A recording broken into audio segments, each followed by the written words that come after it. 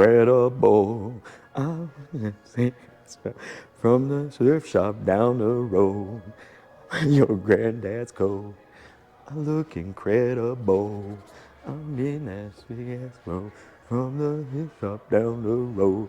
I'm gonna pop some tags. If you want a cheap bike, you better come see me. They'll kick ass on your friend Surron, and it's a full-size motorcycle. Yeah, look at there we go. All right. Hey everybody, John Reagan here with E-Powersport, and I'm coming to you today in this coffee chat to tell you why your Surron sucks. So, it's pretty ballsy, I know, but as somebody that's actually ridden all these bikes, as well as multiple Surrons, Talarias, I've repaired a few now, I gotta say, I'm not impressed. I mean, realistically, you go in and you buy a bike for $4,000 to $5,000, and then to get it anywhere near the performance of any one of these we sell, you have to spend another $4,000 to $5,000. So let's go over a couple of reasons why, or 3 reasons I can point out as to why your Surron really sucks. Now don't get me wrong, there's some great things about Surron, right? They're very accessible. They have a wonderful list of third-party parts, which you should probably get familiar with, because trying to work with Surron and get parts is near impossible. I know this because I've tried, and yeah, they're not very responsive. I've had much, much better luck working with third-party providers of Surron parts. And we can get all kinds of stuff. I can get everything I need to build a Surron from scratch if I wanted to. But I'm just not that interested, to be honest with you. I think they're neat. I think they've been hyped a lot beyond even what they actually are. And so I think that a lot of people really have hit our bikes online like, oh, it's not as good as a Surron, John. And I'm like, well, this bike, which is on par with Light B, actually somewhere in between the Light B and the Ultra B, is even better. It gives you more accessibility to the controls on the performance on the controller. You have many more modes. You have boost. I mean, dude, it already won races over Surron. So it cracks me up when people like, oh, you can get a Surron. No. Yeah, whatever, dude. So first thing I'm gonna point out is your Surron, for what it is nowadays and what's available on the market, is incredibly expensive. You're getting 60 volts, which is really more of a high performance e-bike, not an electric motorcycle. I would really put most electric motorcycles in the 72 volt or higher category. So if you're only getting 60 volts, really you're just getting a modified kind of e-bike, mountain bike thing. And that's also obvious when you look at the wheels that come with it stock. They're usually a mountain bike style wheel. They're not usually a motorcycle wheel or DOT type wheel. So that's, you know, kind of points to that as well.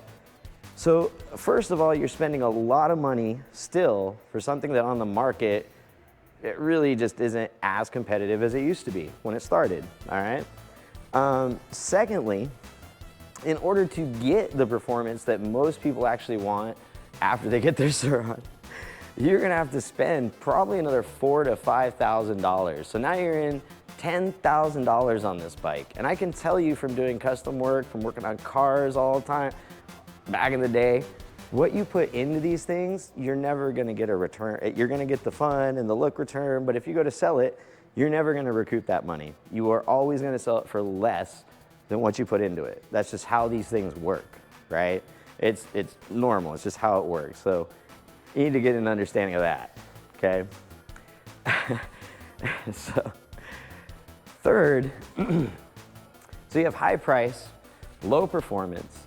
You have, on the Surrons, you have a need to spend even more money in upgrading and customizing the bike, right? To get it to where for about $2,000 to $3,000 less, you can just buy one of these and it already does what you want as far as the Surron's concerned. So, and the biggest thing to me though, in having started this business and trying to give people different ways to express themselves with their two-wheeled transportation, is homogeny, right? When I look out there and I see like thousands of Surrons, that's all I see, And I'm like, oh, that's cool, and that's really good for Surron, but where's the real individuality? Where's the, you know, this is what I ride, and it's different from what you ride, and it's more me. There isn't a lot of that, really. You can get the same controller as everybody else. You can get the same battery pack as everybody else. You can decorate it with pretty stickers, which I think is really cool. That's actually one of our things too, is like we try to get them as blank as possible so you can put your own flair on it. But in that homogeny, we also see just the design of other bikes, right? So the Talaria, basically a Surron. The freaking RAR, it's basically a Surron.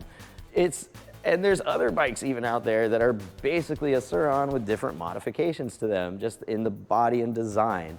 And so some of you might say, oh, well, that just means it's a very well-designed bike.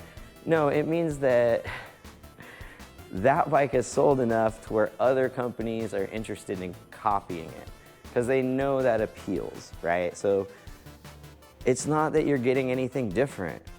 You're just getting the same bike with a different name and, you know, a different community around it than the Surrons. If you want something actually different, you buy the Go Out Ori, right? You buy our VMX08. You buy one of our full-size electric motorcycles, which, by the way, you can get one of these right now for the same prices at $5,000.